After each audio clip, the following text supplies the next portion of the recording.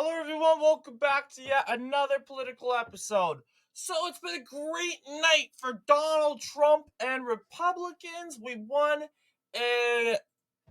We didn't win, but we held a Supreme Court seat in an extraordinary amount of votes. And not just that, but apparently Donald Trump outbeated Biden, not just by percentage, but by amount of votes in the Kentucky primary election. You'll see Joe Biden was one on one with his pretty much brutal contender, Uncommitted, who was picking up 17.9% of the popular vote. The Uncommitted vote won 7 delegates last night. 7. And which, of course, the Democrats tell us, oh, why does it matter? Joe Biden's going to win the national convention anyway. Well, we know he's going to win. Of course he's going to win. We know he's going to win, but it tells us where your support is. They also tell us, oh, you're going to win Kentucky anyway. Well, yeah, true. We are going to win Kentucky anyway. Once again, it does spread the narrative, though, that your guy's a disaster. And you guys tell the Democrats, they go and tell us, oh, if Trump doesn't get above 80%, then he's doomed. It's over. We have Joe Biden, an incumbent president, not getting over 70%. Not even getting over the number 70%. That's a problem. And not just that, but losing communities and delegates. Delegates are more important, guys. Counties, yeah, they do say a lot. They tell us, oh, you're pretty weak here. You're pretty weak there. It's pretty obvious. There are little patches that you want to cover up. But as you can see, going on to the national convention, the uncommitted vote has just won 7 more delegates. And we're going to kind of take a look at those primary results. We'll see Joe Biden's best performance going to be in, of course, Jefferson County, which holds Louisville, Kentucky. All right, it's quite obvious. And even that county, he has a hard time striking up turnout. There's only 45,000 people that bothered showing up voting for Joe Biden. 45,499 people. But the primaries are over. What's the point of voting for my guy if it's over? Well, it does show you momentum. And it does, and a lot of Americans, even analyzers, say, oh, if Joe Biden wins over the threshold of the certain amounts of pledged delegates needed to win, then the primaries are over. Well, here's the thing: we don't choose our nominees by primary. That's what a lot of people like to think. We choose our uh prime our not party nominees by primary. And thing breaking news, we don't. We choose the amount of delegates that will be selected to go vote for the national convention. Now, as you can see, I'm trying to get the Democratic primaries up. But yes, you will see. Let's see. I want to take a peek at Oregon. Surprisingly, he did pretty well because I thought, oh, for certain, people from Portland are going to vote against him, but like maybe vote against Marianne Williamson. There is, there is indeed, I would say, um, a movement to vote for write-in votes, and that movement hasn't done really good. Write-in, uncommitted in protest of Joe Biden, but as far as what we're looking at right now, it's not going so well. But yes, not the best night for Joe Biden. Here you'll see Uncommitted has I think we got pledged delegates. 7 delegates. How many of those are pledged? 7. Okay. 59, 53 pledged and 6 unpledged. Who knows? Maybe Biden lucked out and those 7 delegates being given, or just 6 out of those 7 delegates given to Uncommitted are not pledging. Big, oh, look at that. Biden lucked out big. But as you can see here, Biden's best performance being in Jefferson County, the most populous county in the state of Kentucky. You'll see the best performance for Uncommitted was Knott County. Let's see, where's Knott County? Don't really know where my counties are in Kentucky. There we are, Knott County, and southeastern Kentucky, near the Appalachian area,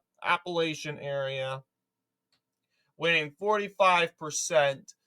Joe Biden only winning 35%. Uncommitted wins a lead of 10 points against Joe Biden. And I would say Knott County isn't the most conservative county. Well, let's see. Did it vote for I think it did. It did vote for Bashir. But yeah, not right here. Yes. So this does tell us that Knott County Democrats are more traditional. They're more traditional. They're more fiscally center, maybe socially liberal, but they definitely are used to criticizing their own candidate. So yeah, very traditional voting Democrats. They're like Clinton, Carter Democrats. In the end of the day, I can guarantee you this county probably voted for Clinton and Carter, and both, I would say, 1980, 1976 for Carter, and for Bill Clinton in 1992 and 1996. But that's the theory. And then finally, we take a look at Marianne Williamson. Her best performance is going to be in Bracken County. She honestly couldn't carry any counties. Dean Phillips isn't on the Wikipedia page, but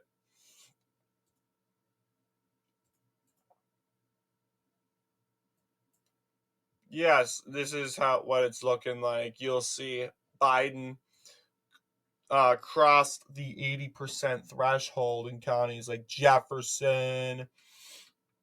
Let's see, Butler right over here in Fayette.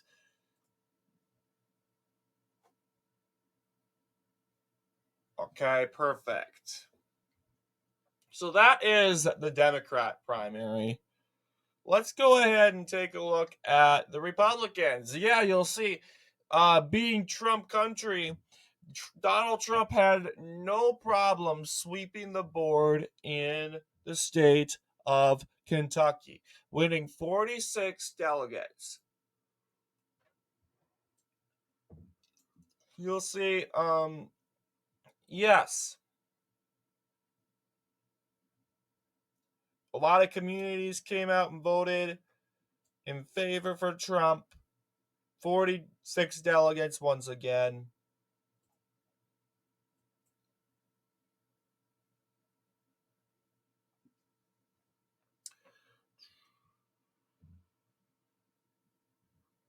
But yes, Nikki Haley getting 6.4%, but there was also an uncommitted vote. Believe it or not. There was also another uncommitted vote that was 3.6. Interestingly enough, 3.6% of the popular vote.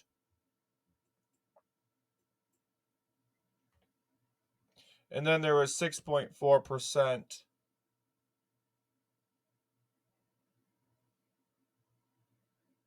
Yes, you'll see Trump does very well in, let's see if the Wikipedia map for the Republicans are up.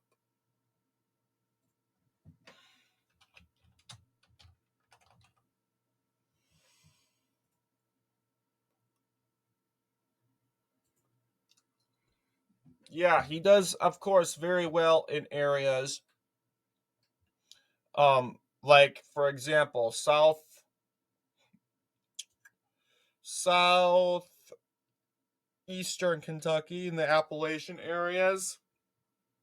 Surprisingly enough, he does kind of a little poor in the Jackson Purchase, which is in western Kentucky. But yeah, his best performance in the end of the day is going to be in the eastern Kentucky. I'm blanking on the name, but that's what it is looking at like. But I'm kind of wondering. Yes, Trump's best performance. Yeah, that's for total vote. Yes, McCreary County, 96% for Donald Trump in McCreary. And to Trump, excuse me. To Biden's defense, this is Trump country once again, and it would only make sense that Trump performs best, of course, in rural areas. There's very few people voting, 983 people, and they're like, oh, people didn't turn out and vote for Trump. Well, first off, McCreary County has a low population. And being in, as you know, Eastern Kentucky, it's going to have a more difficult time getting, more easy to get those votes out, right? Very little opposition. You practically know everyone. I'm sure McCreary County has more than 1,000 people. But then again, why should they go and vote in a primary which Donald Trump's the only candidate? I mean, sure, he's not the only candidate. There's Uncommitted. But, what's Uncommitted going to give you? Democrats have a reason to vote Uncommitted. Progressive Democrats, to be exact. But when it comes to the Republicans, they don't really have a reason to vote Uncommitted. They voted Uncommitted in Nevada in protest of Nikki Haley being the only one on the ballot. That didn't go so well for her. Hilarious. And here I've heard people saying, oh, Trump's going to lose because Nikki Haley is doing so well in the primaries. Like, really? She lost Nevada, being the only one on the ballot, and she lost. She got to claim the delegates. She's happy about that, but she lost the popular vote by over 60%. So it's just hilarious, the hypocrisy. So yes, southeastern and ultimately, yes, western. I keep getting mixed up. Eastern Kentucky, Appalachian Kentucky, over here gets to go more for Trump. I'm curious about, as you know, Fayette County was the county that Trump struggled in. At the end of the day, he won 69%. That's pretty good compared to other performances. you'll see, yeah, very little opposition. Mm,